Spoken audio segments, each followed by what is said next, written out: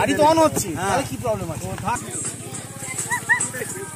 দ্বিতীয় বিশ্বযুদ্ধের সময় এখান থেকে কিন্তু ফ্লাইট ওঠানামা করতো।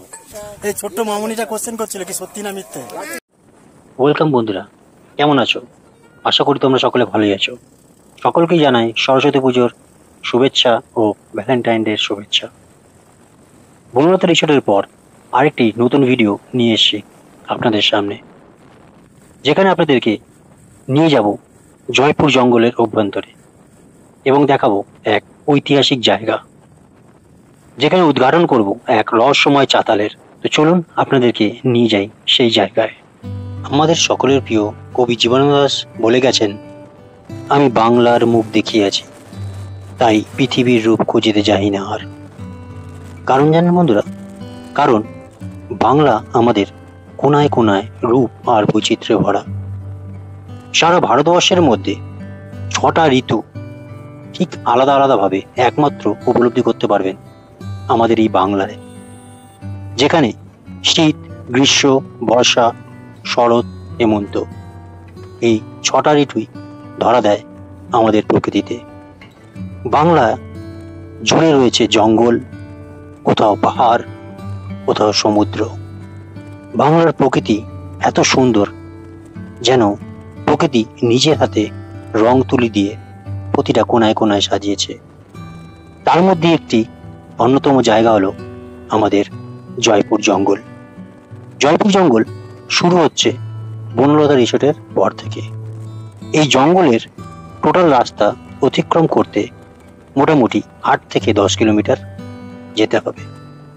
তবে আজ আমরা এই জঙ্গলের মধ্যে দিয়ে জঙ্গলের অভ্যন্তরে নিয়ে যাব আপনাদেরকে, এবং নিয়ে যাব সেই ঐতিহাসিক জায়গায়, যে জায়গা আজ পরিত্যক্ত হলেও এই জায়গায় একটা সময় যুদ্ধজাহাজ ওঠানামা করত। অবাক হলেও এটা সত্যি, যেটা এখানকার মানুষরা চাতাল বলেও জানে।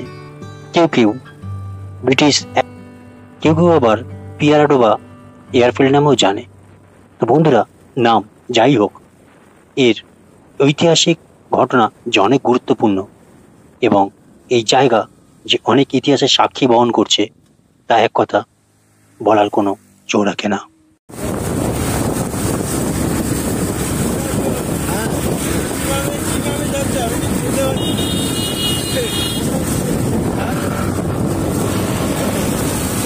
এখন আমরা আছি জয়পুর জঙ্গল। পেছনে দেখছেন জঙ্গল, জঙ্গলের মধ্যে জয়পুর জঙ্গল থেকে আমরা যাচ্ছি।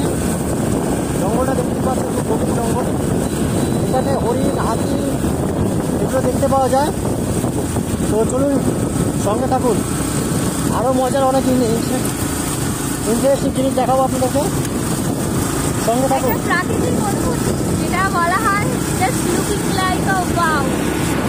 যেহেতু বনলতা রিসোর্টে আমরা আগে পৌঁছেছিলাম, তাই আমরা টিফিন করে আমাদের গ্রুপের জন্য অপেক্ষা করছিলাম।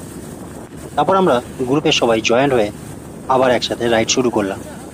এখান থেকে অ্যারোড্রোম মোট দূরত্ব 15 থেকে 17 কিলোমিটার মধ্যে।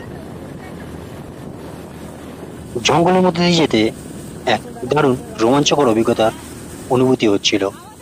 এই জঙ্গলটি দেখতে যত সুন্দর হলেও জঙ্গলের মধ্যে অবাধে বিতরণ করছে হাতি, হরিণ, বন্য শূকর ও জঙ্গলি জানোয়ার। তাই এই জঙ্গলে যখন প্রবেশ করবেন, সুতরাং ভালোভাবে লোকালের গাইডেন্স নিয়ে তবেই প্রবেশ করবেন। আমাদের গ্রুপে অভিজ্ঞ রাইডারদের থাকার জন্য আমাদের এখানকার রাস্তাঘাট চিনতে ও সেফটি সম্পর্কে কোনো অসুবিধা হয়নি। আমরা যেহেতু গ্রুপ রাইড করছিলাম, তাই আমাদের গ্রুপের যে স্কোয়াড লিডার ছিল, সে সমস্ত রাস্তাঘাট বলে বলে নিয়ে যাচ্ছিল। গ্রুপ রাইড করলে এই একটা বেনিফিট আপনি পাবেন, যাতে গ্রুপের কোনো রকম কোনো অসুবিধা না হয়। তার জন্যে পিছনে যিনি ট্রেল করছিলেন, তিনি সমস্ত গ্রুপকে এগিয়ে এগিয়ে নিয়ে যাচ্ছিলেন। এবার মেন রাস্তা ছেড়ে বাঁদিকে আমরা ঢুকবো জঙ্গলের দিকে।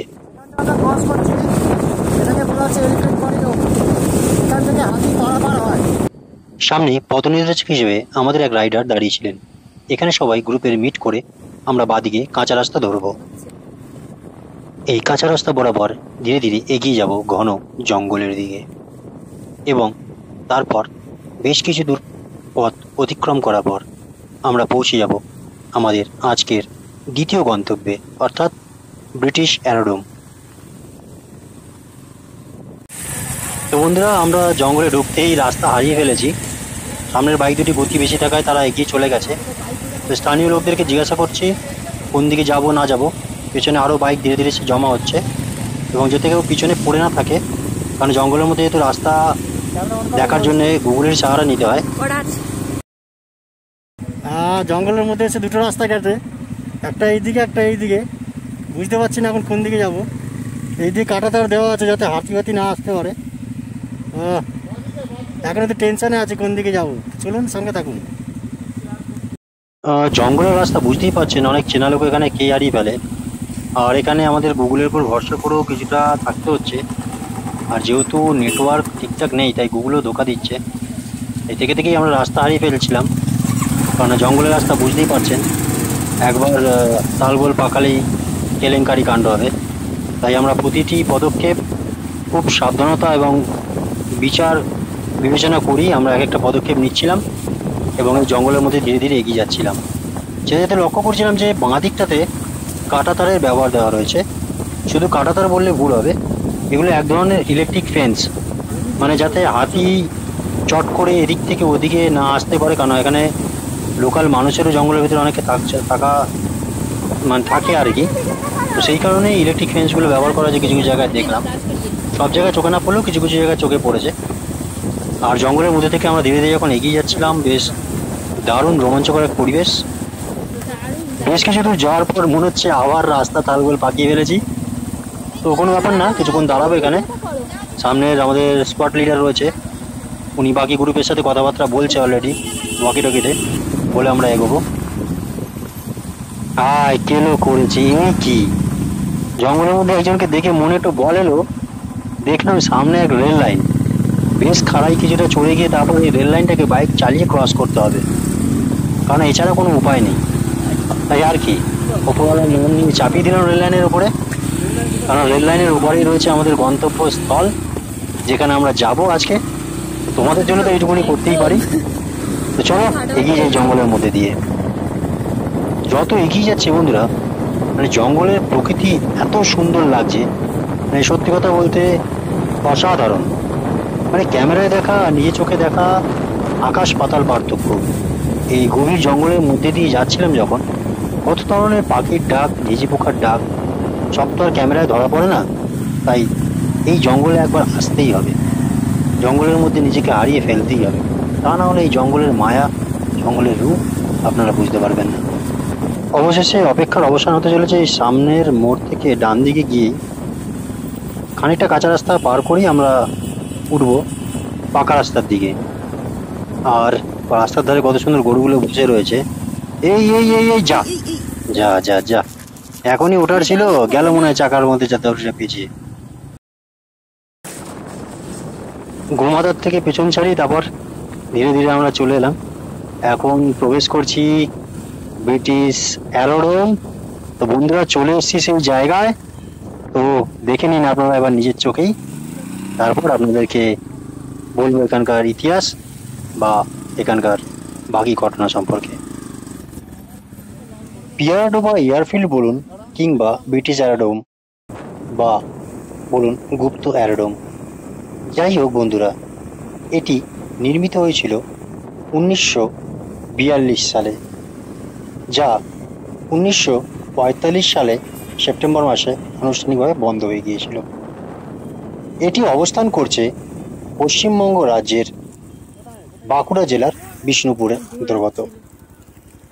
এটি তৈরি করা হয়েছিল দ্বিতীয় বিশ্বযুদ্ধকালীন এয়ারফিল্ড, অর্থাৎ যুদ্ধ বিমান ওঠানামা করার জন্যে।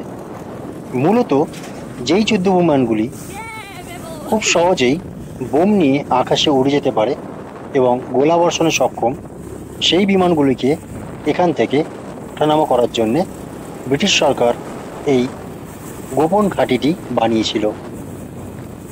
যদিও খুব বেশি দিন এটি ব্যবহার করা হয়নি। তৈরি থেকে মাত্র 3 বছরের মধ্যেই এটি বন্ধ করে দেওয়া হয়। জয়পুর জঙ্গল অভ্যন্তরীণ রাইড করে আমরা এখন যেটা দাঁড়িয়ে আছি, দ্বিতীয় বিশ্বযুদ্ধের সময় এই যে পেছনে দেখছেন এই রাস্তাটাকে, এখান থেকে কিন্তু ফ্লাইট ওঠানামা করতো। সত্যি কথা এটা? হ্যাঁ, এটা হচ্ছে সেই সময় দ্বিতীয় বিশ্বযুদ্ধের সময় এখান থেকে প্লেন, যে যুদ্ধের যে প্লেনগুলো এখান থেকে ওঠানামা করতো। এটা হচ্ছে সেই ঐতিহাসিক জায়গা। না হলে এত বড় ঘন জঙ্গলের মধ্যে এই পাকা ঢালাই করা ফিল্ড অসম্ভব ব্যাপার। এই ছোট্ট মামুনিটা কোশ্চেন করছিল কি সত্যি না মিথ্যে। তো আপনারা যারা দেখছেন, যারা জানেন, কমেন্ট করে অবশ্যই জানাবেন এটা সত্যি না মিথ্যে। কি হলো? আচ্ছা, ওইটা নাকি যেটা স্কিট করে পড়ছিল, ওই গাড়িটা? দেখো দেখো দেখো কি হচ্ছে, দেখো দেখো দেখো। আচ্ছা না না, যদি চাবিটা লেগেই থাকে অসুবিধা তো নেই, গাড়ি তো অন হচ্ছে, তাহলে কি প্রবলেম আছে? থাক না, ওখানে গিয়ে করে নিই। না কি সমস্যা? তো গাড়ি তো অন হচ্ছে, অফ হচ্ছে। তো বন্ধুরা দেখতেই পাচ্ছ আমাদের রাইডারদের কতটা ইউনিটি, সবাই মিলে আমরা ঝাঁপিয়ে পড়েছি এই ভাইটার গাড়িটা যেভাবে ঠিক করে অনেকটা রাস্তা ফিরতে হবে। তো এখানে বলে রাখি যে ড্রোনটা আপনারা দেখতে পাচ্ছেন, এই ড্রোনটি আমার ছিল না, তাই আপনাদের কাছে ক্ষমা চেয়ে নিচ্ছি, কোনো ফুটেজ দিতে পারলাম না ড্রোনের। তবে তোমাদের ভালোবাসা সাপোর্ট থাকলে কথা দিচ্ছি একদিন এরকম ড্রোন কিনবই আর এরকম শট তোমাদেরকে উপহার দেবই। যদি একটা সময় এখানে ব্রিটিশ জাহাজ, বোমারু জাহাজ উড়ে বেড়াতো, আজ আমাদের এখানে পাগলা ডান্স হচ্ছে। জিও পাগলা জিও। সেই সময়কার এয়ারপোর্টে এখন ডান্স হচ্ছে।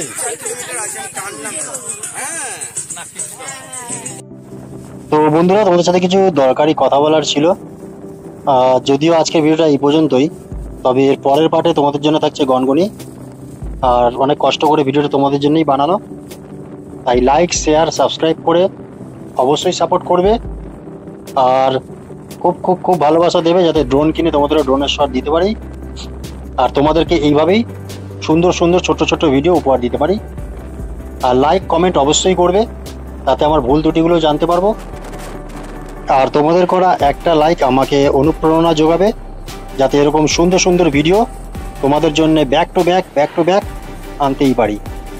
আর সকলে ভালো থাকবেন, সকলের জন্য অনেক অনেক অনেক শুভেচ্ছা ও ভালোবাসা আমার পক্ষ থেকে। বঙ্গভূমি পরিবারের সকল সদস্যকে জানাই সরস্বতী পুজোর আন্তরিক শুভেচ্ছা, ভালোবাসা। সুস্থ থাকবেন, ভালো থাকবেন। দেখা হবে আগামী পর্বে গনগনির সাথে। আবার একটু রেস্ট নিয়ে আবার বেরোবো। এখন দুপুরে লাঞ্চ করার জন্য আমরা দাঁড়িয়েছি। জায়গাটার নাম হলো ধাদিকা।